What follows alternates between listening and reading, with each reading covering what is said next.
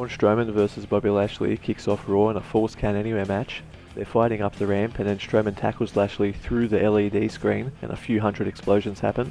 Then we watch them get helped by referees and doctors into ambulances for 10 minutes, probably more. Big E and Xavier Woods versus the Viking Raiders, Eddie Knievad. During the match, Samoa Joe comes out and chokes out Woods, so Kofi Kingston comes out and fights him off, and a 3-on-3 match is made.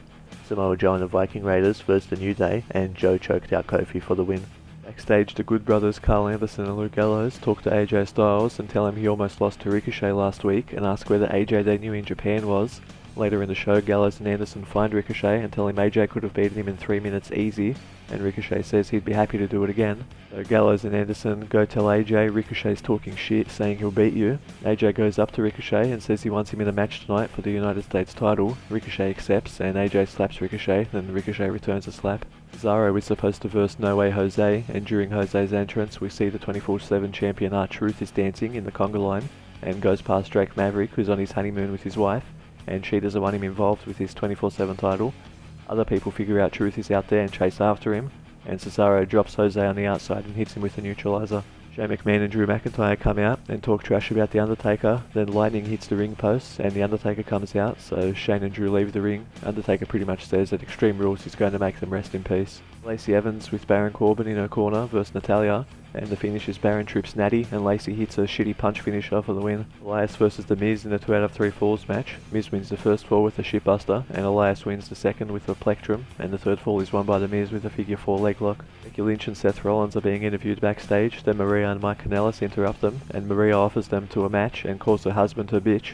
Becky Lynch and Seth Rollins versus Maria and Mike Kanellis. The match was Seth versus Mike mostly, then Becky tags in and goes after Maria, who grabs a microphone and yells out that she's pregnant, so Becky leaves her alone. Maria then says her husband isn't man enough to make her pregnant, and Mike is asking how about the pregnancy. Becky puts Mike in to disarm her, and he taps, giving Becky and Seth the win. After the match, Maria says Becky was the only man in the ring tonight, and maybe Becky should try to impregnate her next time. Very weird stuff. The NXT Tag Team Champions, the Street Profits, Montez Ford and Angelo Dawkins were backstage just talking to people and being interviewed throughout the night, even interrupting Paul Heyman at one point. Alexa Bliss is out for a moment of bliss, and her guest is Nikki Cross. Alexa is happy. Nikki beat Bayley on SmackDown, so now Alexa gets a SmackDown Women's title shot.